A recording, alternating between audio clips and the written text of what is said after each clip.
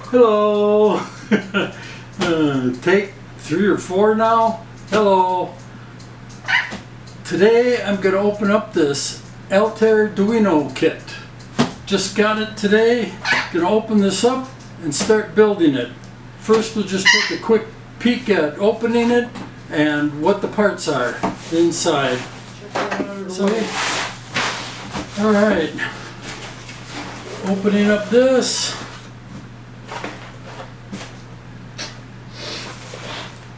Looks pretty nice. All right. So pull that out. Set this box aside. And that slips out. That slips out. Let's see.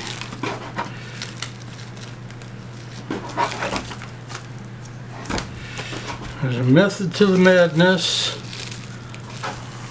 And I guess what I'm going to do is just take a scissor and start slicing. Carefully, do not slice anything important in the package. There we go. Turn this back around the way it was. So I got the cables. There's the Arduino. This is probably the wall wart, power pack, assembly instructions, circuit boards, and plastic case parts. Okay.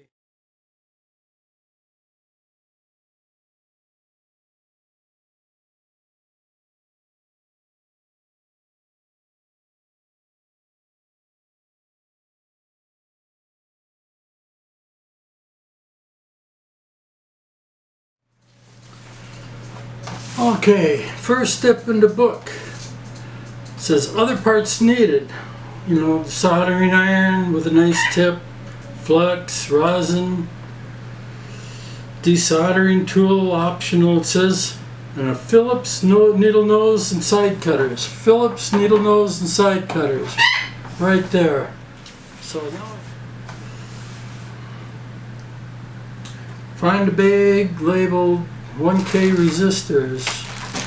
Okay, bag labeled 1K resistors. So, looks like the first thing we're going to do is put a whole bunch of 1K resistors on the board. Okay, so 1K resistor should be brown, black, red. These things are so tiny.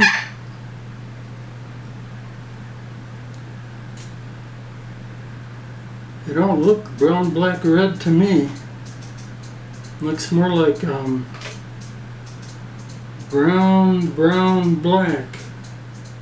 What I'm going to do is put one of these resistors on this little tester I have and see what it says about the resistor.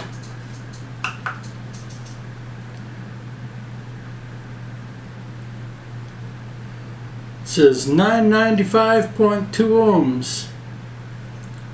So I guess it is a 1K ohm resistor.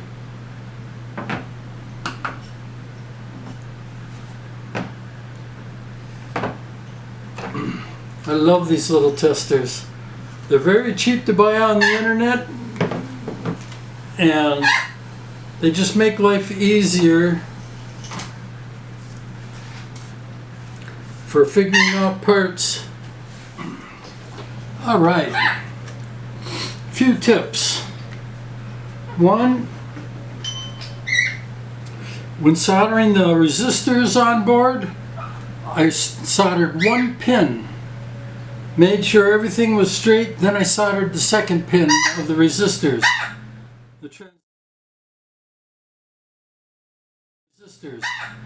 The transistors, they all just went in pretty straight and even and stuck in a good order, so they were easy to just put on the board and solder.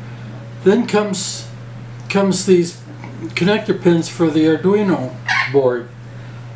Again, I soldered one pin on just these single pin rows, plugged the Arduino board in place, but then the Arduino, once you got it all straight, then you can solder all those points in place because all the pins will be straight and in line. Then you take the Arduino off, and like on the double row one, you know, it was easy to solder. When that's done, the next step was to put the switches on. So with the switches, I put them on the board with the same. I got the logo all facing one direction for all the switches. So the logo on each switch is in the same direction. Then I put the front panel on, take all these bolts, nuts and washers and stuff, lock washers off the switches, put the switches on, put the board on, the front panel on to make sure everything's lined up, set it up between, I use these clamps, these home 3D printed clamps, hold it straight, soldered all the switches in place. Now that all that's in place, I can remove the board, and I'm guessing the LEDs are going to be next. I haven't looked at actually, but once the switches are in place, it's time to put the other, LEDs. Oh, they have special spacers for the LEDs. That makes it even easier. So you remove that front panel. There's all the switches in place, nice and neat. Everything looks good. Okay, this is great.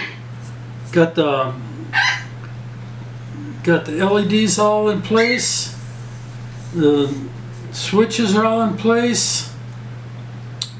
Front panel is almost done. Almost. I think there's still a few more pieces to go on here, but majority of it is done.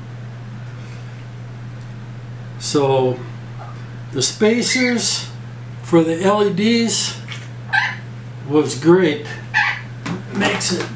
Spacers make it so much easier to get these LEDs, although they're 12mm spacers, but that's the way I built the first Altair 8800 I built back in 1975. I had the LEDs so you could just feel the bumps on the surface. These stick out quite a bit more, a couple millimeters more, but they'll still work great. Hello. Next day, actually it's a couple of days later, but now I've got the computer built, set up, and it's running. There, I'm even running a little basic program. I don't know if you can tell on the lights, they're blinking a little bit while the program runs. It's a basic program with a delay built in, so it slows down some of the blinking. I actually slow it down. This computer is cool. It is really cool. The manual is essential for building it. I sent email to Chris with a few things I suggested that might go into the manual, make it a little bit easier on the build. The whole project has been a lot of fun. I did make one modification to the Altair to add a 5-volt line on the serial port. That's for another project. I'm going to design a circuit board to plug into the serial port for a later project. And in the book they have on page 46 in the book, they show another modification, which for hearing music in that. They use this processor technology music system, and rather than put this on the I/O board or in the computer, I'm going to put this modification that's small enough I can put it all right in line on a cable, little audio cable, so that the audio port on the back stays the same, and you just plug in the cable for music and unplug it for whatever else the port is used for. But it took me about 5 hours to build the computer, and that includes starting and stopping the camera. So it's a quick, easy build, and I think people are going to have fun building these things and playing with it. There's lots of support online, and there's just such a ton of support online. It's unbelievable. And there's lots of other peripherals you can buy to plug into this thing. And like tape readers, printers, things like that. But you don't really need all that. I just took the USB cable, plugged it into my computer, running Teraterm, works great.